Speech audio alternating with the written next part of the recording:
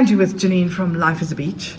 And of course, we're at Puwati 2024, meeting such extraordinary people from Uganda that have such an extraordinary story to tell.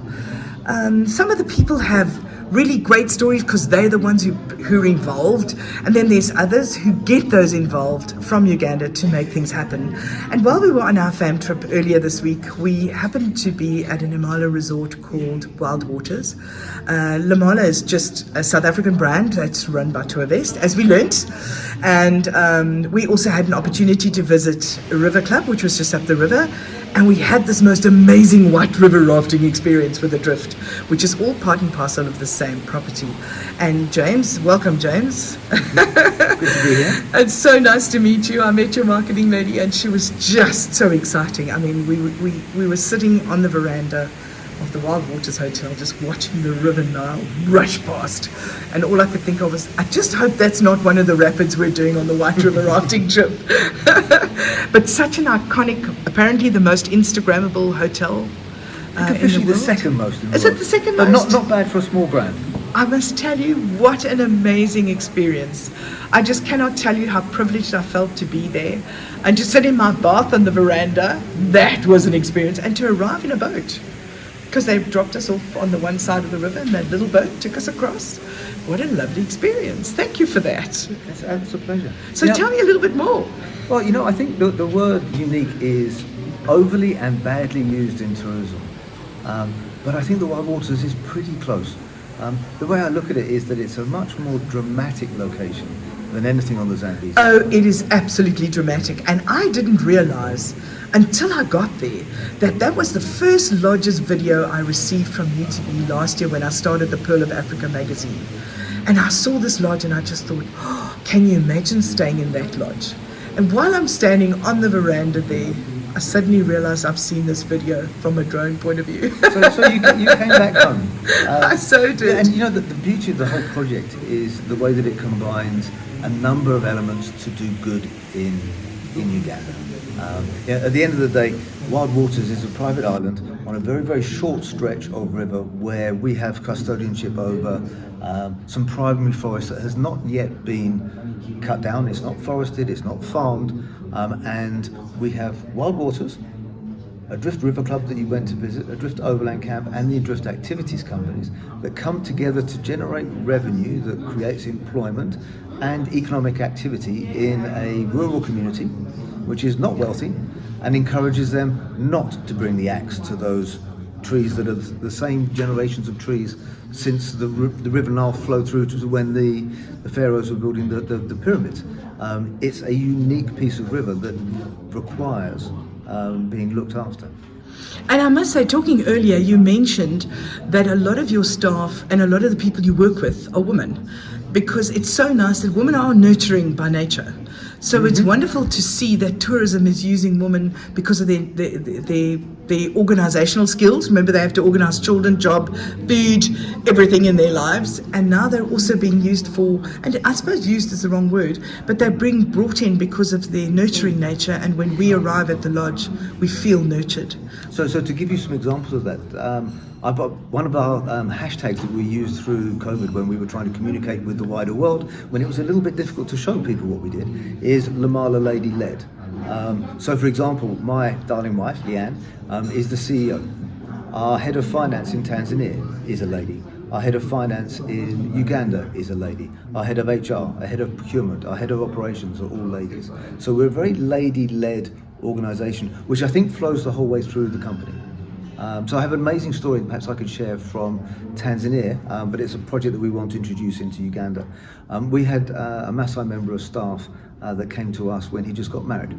And he's a clever guy, he's fully biologically aware, he's been educated, but he worked out when he got married why his two younger sisters had not gone to school for 2 days each month, the whole way through his childhood, obviously through menstruation.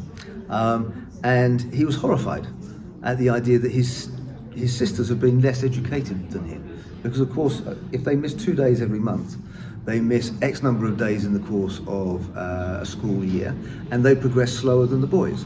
And in a restricted finance environment where parents have got to choose between which children are educated and which children aren't educated, the girls progress slower than the boys do. Oh my word. So the money flows to the boys. In a patriarchal society, I'm not trying to excuse patriarchy, but there's an economic element to it which reinforces the patriarchy. So at his behest and with his involvement, we work with a single ladies manufacturing concern in Tanzania, and we manufacture reusable sanitary pads for young girls that go into remote communities. And we want to introduce that project here because it's empowering. It levels the playing field so that perhaps more girls complete their education, which means that they're going into motherhood with a greater educational background, which means that they can participate financially. So that they can empower their goals. Absolutely. And over a course of 3 or 4 generations make a huge difference. I think that's a wonderful story. I think it also, one of the things I loved at Wild Waters was the sign on our bed. When we got there, was done in coffee beans. It said welcome. And then next to my bed was a little sign that said, please don't steal our stuff.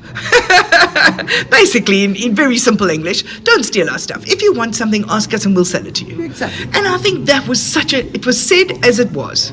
There's no sugarcoating that. It's don't take stuff out the room that's not there for you to take with you. Exactly. And sustain, and I think at River Club, I loved the fact that they said we do not support plastic.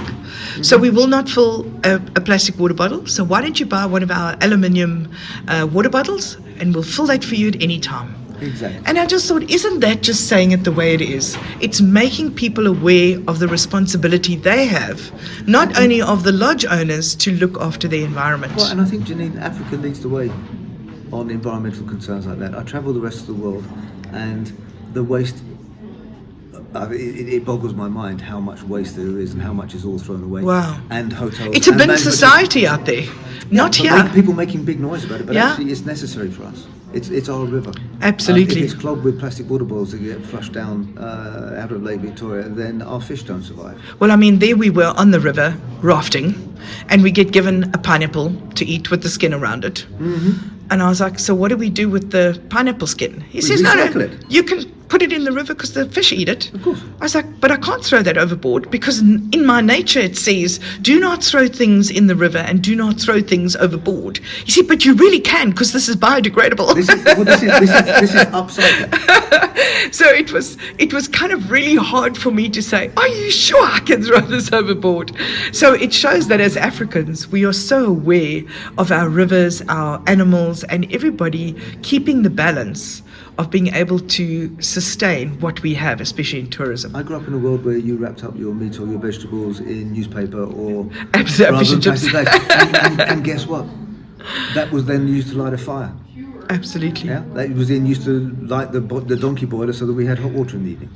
Absolutely, intrinsically, Africa does things which the Western world is now coming back to.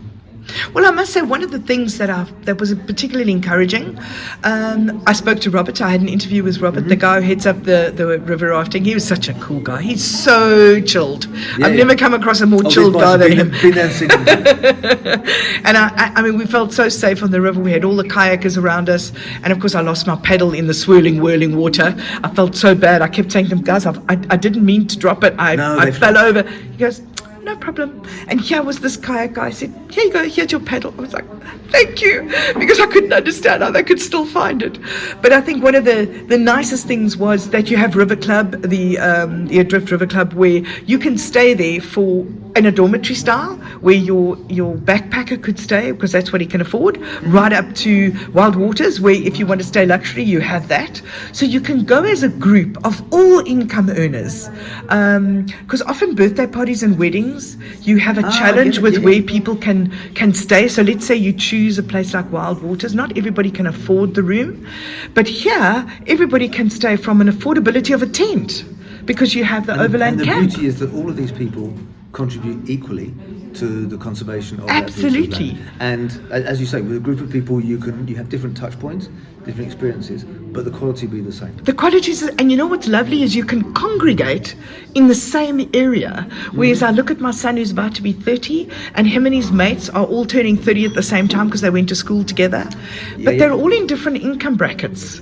They didn't all become rich overnight. So they're Yeah, yeah, all yeah. still in different income brackets. But they still want to see each other. Yeah, so now I can actually, I phoned my son when we were there and I said, I have found the most ideal place for you. I said, first of all, you don't have to drive miles for the activities because they love the bungee and the white water. And he said, Mom, for the first time, I'm really jealous of where you are. Wow. And you know the other nice thing that works really well for that kind of thing, those kind of people, is that there are no park fees. Oh, wow. So, I mean, there are lots of wonderful places to go in East Africa, but personally, East Africa is home. So East Africa has... And how long have you been here? I arrived when I was 23. My goodness. I've spent my whole life in Kenya, Tanzania, Uganda and South Africa. Good heavens. So my feet are on the soil. But the beauty is that you can go to somewhere like Wild Waters without having to pay a park fee. Now, park fees in South Africa are not particularly expensive, but in East Africa they are very expensive. And in actual fact, quite often more than you would pay for a night accommodation in Kruger National Park. Goodness me. So people very rarely come just to chill. You can do that at Wild Waters, River Club and Overland Camp because you don't have any extra fees. It purely goes on the accommodation, which is why the accommodation is so affordable. And of course, you can fly here direct from South Africa now. Correct. And it's not far from Kampala. I mean, it really isn't far. And we did the zip lining and the quad biking on the way to Jinja. So, in fact, we did ours on the way back. Okay. But it's those kind of activities you can do, one on the way there, one on the way back. Yeah. Once you get to Jinja and you get to River Club, you can do all of those activities while you're there. Mm-hmm. And you don't travel a million miles. Because the one thing that really, I think, when you go to an activity, you don't want to spend 2 or 3 hours in the car going to do that activity. Yep. And that's what you guys offer. Well, especially with the new bypass. So thanks to the government for putting that in because it makes transport east out of Kampala and Tevi so much easier. So much easier. And it is literally, we have people coming out for lunch from Kampala. That's fantastic news. And it's democratic. And my goodness, was your food good? Whether we were up at River Club or whether we were... I had at Wild Waters, what did I have? I just know your Avo is just divine. He had a fruit platter. I had the fish curry.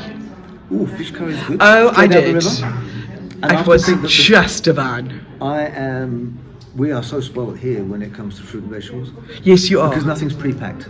No. Nothing's pre-picked. Nothing's picked and stored for 4 days and then, sorry, with all due respect, but hits the woolies 3 or 4 days later. You know, you buy it and you eat it that day, the following day. The fruit and the vegetables that we've experienced here are just I'm not a banana mind-blowing. Best pineapples in the world. Love the pineapple, especially the watermelon. And in fact, as I say, my favourite has to be all-time favourite, the Avo. You see, we should be selling that to the Europeans with their... I completely agree. Avocado toast. Because a lot of the Avos that we get in South Africa are stringy by the time we get them. Mm-hmm. Whereas you come to Uganda, the first thing I always look for is their Avo because it has the very small pip, not the big one. And with the soft skin, which is why they don't transport, because they bruise. But you actually farms don't import them. Oh, don't they? Don't export them overseas because they bruise and they lose too many. So they'd rather have the hard ones with the stringy inside because they fly better. Oh, so my goodness. Live in Uganda. I think so. I said to my husband, I think one of the places we definitely have to come and live is because we spend so much of our time here. Love the people, the smiles. We called your chef out to come and tell him what a wonderful meal we had and to thank him so much for that meal. Nice. The general manager was just amazing. Even at River Club. Did you have a massage? No, we didn't because we didn't have the time. We were busy like little bees. And then we had, they went to fetch our suitcases across from Wild Waters to bring them to River Club. Always nice, always kind, smiled, no problem, nothing's ever a problem. People here are so genuinely pleased to have visitors in their backyard. I love that. I mean, it really, we work very hard not to talk about clients. We don't have clients. Clients are the people upstairs that send people to us. Guests. And I think it's an old-fashioned way of looking at it, because a guest is somebody you invite into your house. Absolutely. You give a cup of tea made in your grandmother's pot because it's important to you. Whereas a client is somebody, there's a financial transaction.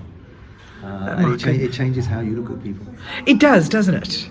But I must say, from the perspective of both, having experienced both the River Club, Drift River Club and the Wild Waters, what a package. I can't wait to see what you have in Tanzania and Kenya and other places. And there's more coming. Oh, really? Teaser alert, that's what they call it.